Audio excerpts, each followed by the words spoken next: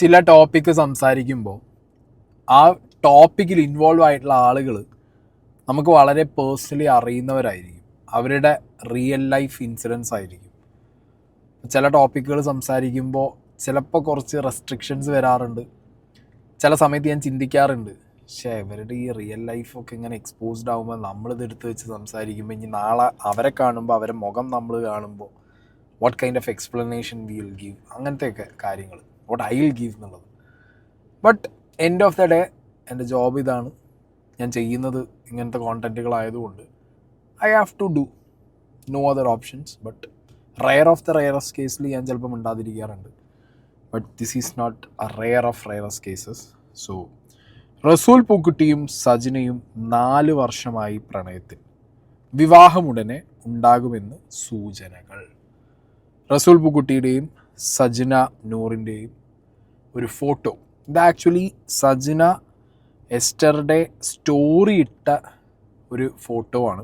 ഇതേ photo സജിനയുടെ profile ഇപ്പോൾ ഞാൻ ഇടയ്ക്ക് കയറി നോക്കാറുണ്ട്. Because this is the reason.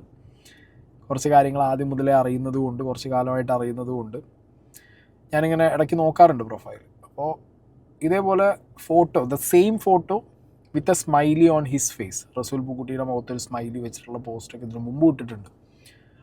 And recently Sajina pregnant ആണ് എന്ന് പറഞ്ഞിട്ടുള്ള വേറൊരു സ്റ്റോറി കണ്ടിട്ടുണ്ടായിരുന്നു. അതിന് ഞാനൊരു കൺഗ്രാജുലേഷനൊക്കെ അയച്ച് പിന്നെ പേഴ്സണലി ഞാൻ വിളിച്ച് സംസാരിച്ചിട്ടൊക്കെ ഉണ്ടായിരുന്നു.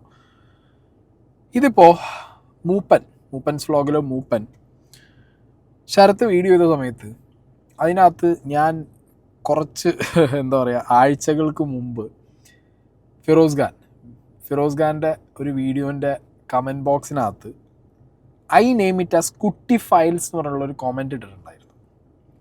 അതായത് എപ്സ്റ്റീൻ ഫയൽസ് റിലേറ്റഡ് ആയിട്ട് ഫിറോസ് ഖാൻ ചെയ്ത വീഡിയോയുടെ അകത്ത് മലയാളത്തിൽ ഇതേപോലെ ഏതെങ്കിലും ഒരു ഫയൽ ഓപ്പൺ ആവുകയാണെങ്കിൽ അതിൻ്റെ പേര് എന്തായിരിക്കും എന്നുള്ളതാണ് ആ റീലിൻ്റെ കോണ്ടൻറ്റ്.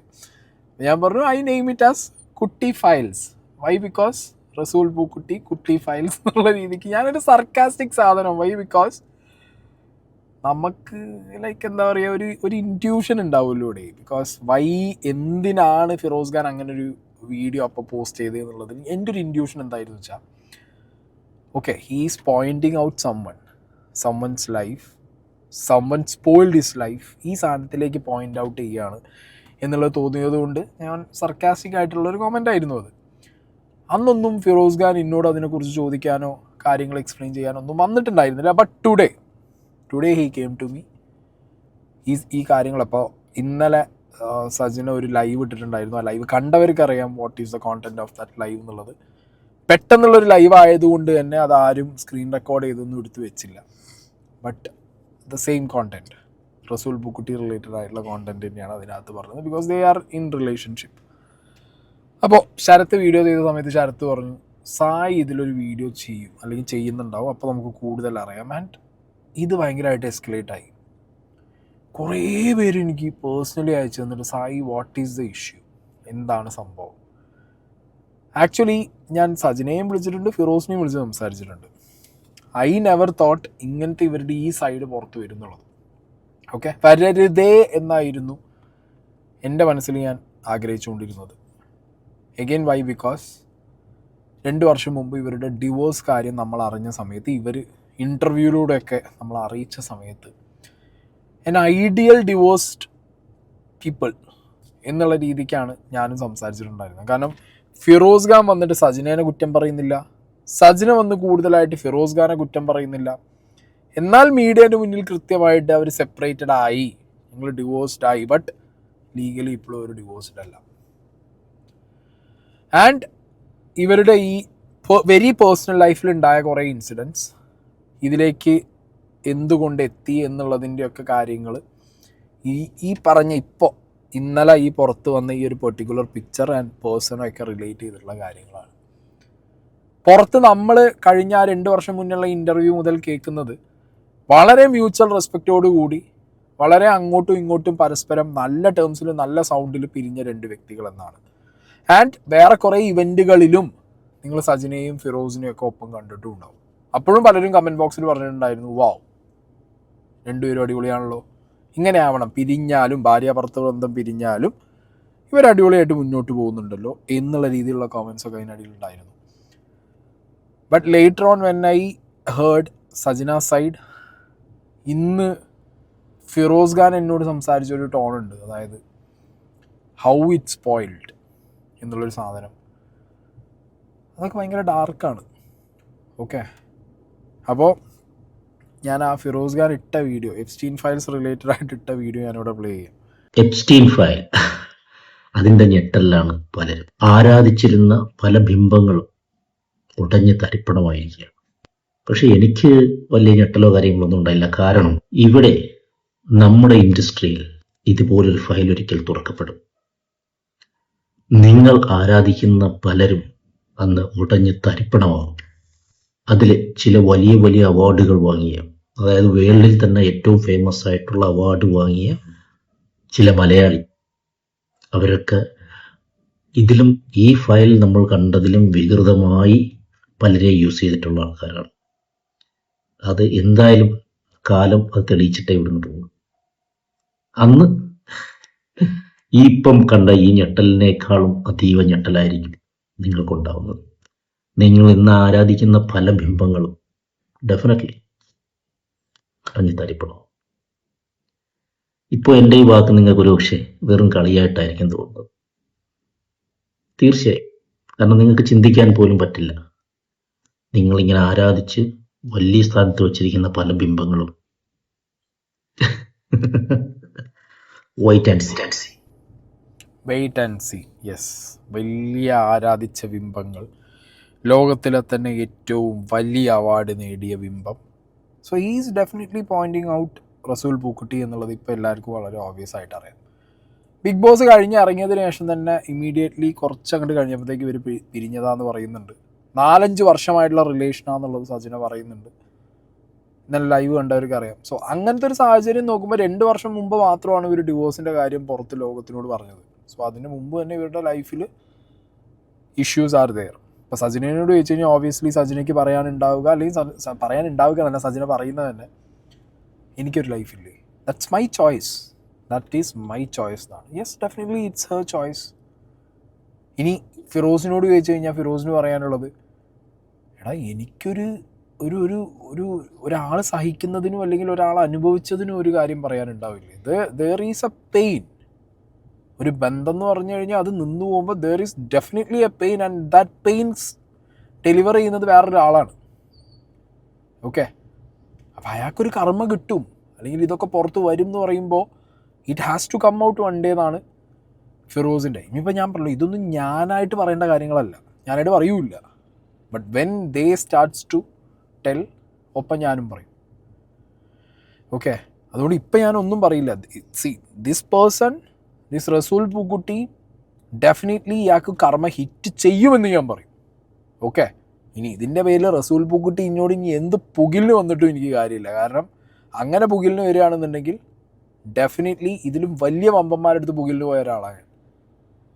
ഓക്കെ, കാരണം ഇയാൾക്ക് കർമ്മ കിട്ടും. അത് ഈ സജിനേൻ്റെ കാര്യത്തിലോ ഫിറോസിൻ്റെ കാര്യത്തിലോ അല്ലെങ്കിലും, എൻ്റെ നാട്ടിലൊരു കാറ് കച്ചവടക്കാരുണ്ട്, ഒരു BMW ഈ സജിനയ്ക്ക് കൊടുത്തൊരു പാവപ്പെട്ടവൻ.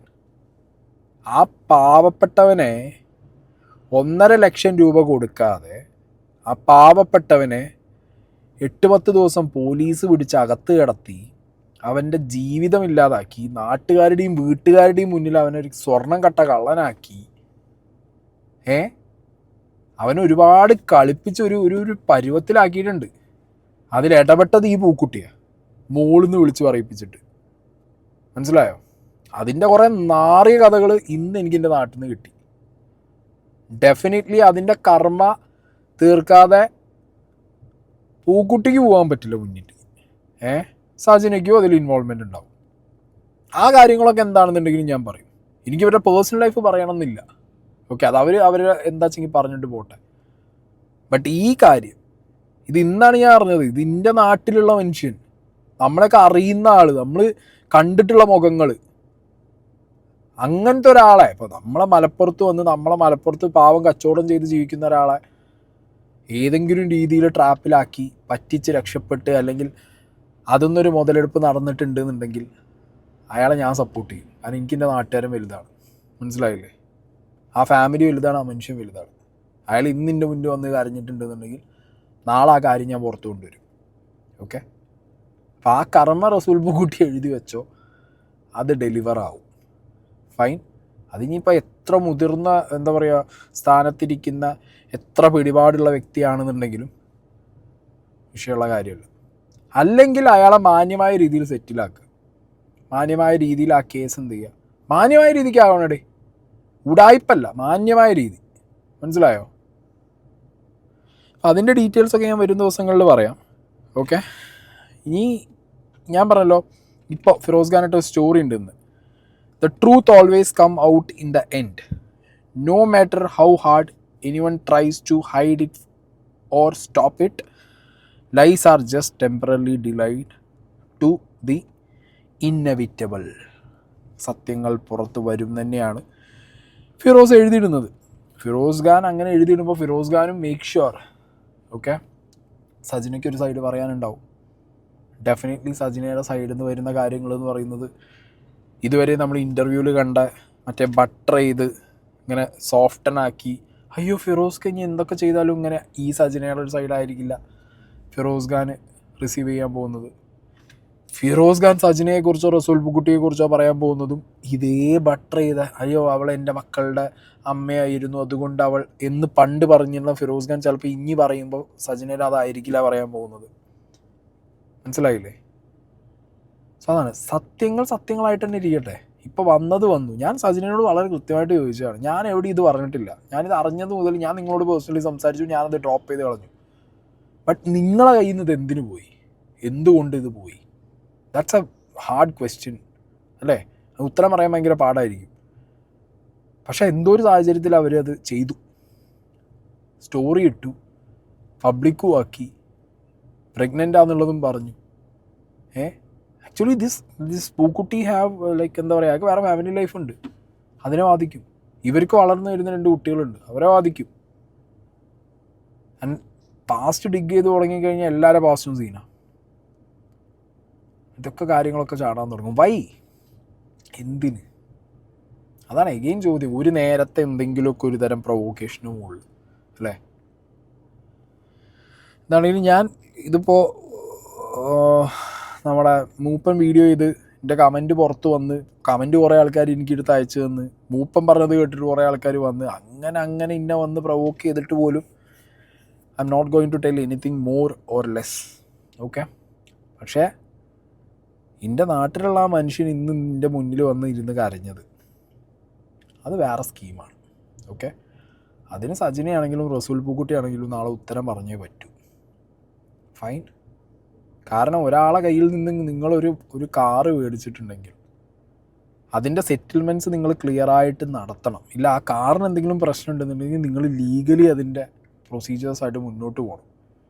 ഇല്ലെങ്കിൽ എൻഡ് ഓഫ് ദ ഡേ അയാൾ കാറും കൊണ്ട് പോന്നു കഴിഞ്ഞാൽ പിന്നെ ആ കാറ് കൊണ്ടുവന്നതിൽ സ്വർണ്ണം ഉണ്ടായിരുന്നു എന്നൊക്കെ പറഞ്ഞ് അയാളെതിരൊരു കേസും കൊടുത്ത് അയാളെ പിടിച്ച് അകത്തു പിടിപ്പിച്ച് അയാളെ നാറ്റിച്ച്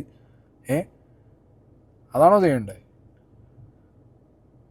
സോ ദാറ്റ് കർമ്മ ഒരാളുടെ ലൈഫ് അവിടെ പോയ, ഒരാളുടെ ജീവിതമാണ് പോയത്.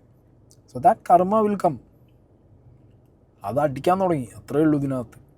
ഇനി അങ്ങനത്തെ എത്ര കർമ്മകളുണ്ട് എന്നുള്ളതും കൂടി അറിയണമല്ലോ നമുക്ക്. ചിലപ്പോൾ ഉണ്ടാവുമായിരിക്കും, പറയാൻ പറ്റില്ല. ഓക്കെ, അപ്പോൾ എന്താണെങ്കിലും ഇതിൽ ഞാൻ വേറൊരു വീഡിയോ കൂടി ഞാൻ ഇവിടെ പ്ലേ ചെയ്യാം. ഇത് ഞാൻ വേറെ റീല് കണ്ടതാണ്. വളരെ മോശമല്ല. അതെന്താ വളരെ മോശം എന്ന് പറയുന്നത്? ഒന്നാമത്തെ കാര്യം എന്ന് പറഞ്ഞാൽ ഇതിന്റെ ഒരു ചെയർമാൻ എന്നുള്ളൊരു പൊട്ടനെ കുറിച്ച് മനസ്സിലായി. അദ്ദേഹം ഇന്ന് വരെ ഇവിടെ വന്നില്ല. അതായത് ഇന്ന് വരെ എന്ന് പറഞ്ഞാൽ ഇതിന്റെ തുടക്കം മുതൽ ഇത് വലിയ ഞാനൊക്കെ ഇതിപ്പോൾ 30ാമത്തെ ആണെങ്കിൽ ഞാൻ 25 വർഷം മുതൽ ഇവിടെ വന്നിട്ടുള്ള ആളാണ്. നമ്മളത് അത്രയും വലിയ കാര്യമായിട്ട് കാണുന്ന ഒരു സംഭവമാണ്, റെപ്യൂട്ടഡായിട്ട് കാണുന്ന ഒരു സംഭവമാണ്. അപ്പോൾ ഒരു ചെയർമാൻ എന്ന് പറഞ്ഞ ഒരു പൊട്ടന ഏതോ ഒരു ലക്കിനങ്ങാണ്ട് ഒരു ഓസ്കാർ കിട്ടിയെന്ന് പറഞ്ഞിട്ട് പൊട്ടക്കണൻ ലോട്ടറി അടിക്കുന്നത് അവനെ പിടിച്ച് ചെയർമാനായിട്ട് ഇരിക്കും. ഇവിടെ എന്നാ വന്നത്? വെറുതെ വേറെ വർക്കുകളുള്ളവർ അതിന് വിടുക. ഒരുപാട് കഴിവുള്ളവർ ഇവിടെ ഇരിപ്പുണ്ട്, അവരെ പിടിച്ച് മെയിൻ സ്ഥാനങ്ങളിൽ ഇരിക്കുക. ഇത് അവിടെ നിന്ന് വീഡിയോ കോൾ ചെയ്ത് ഇവിടെ കാര്യങ്ങൾ ഡീൽ ചെയ്ത് അയാൾക്ക് വേറെ വർക്കുണ്ടായിരുന്നു. ആ പൊട്ടനെ കാണാനും കൂടെ വന്നത് കണ്ടായിരുന്നു. ഞാൻ പോയി കണ്ട് സംസാരിച്ചിട്ടുണ്ട്. സീനൊക്കെ ഇനി മാറും. ഇതുവരെ നിങ്ങൾ കണ്ടത് കഥ. ഇനി പിക്ചർ भी बाकी है भाई.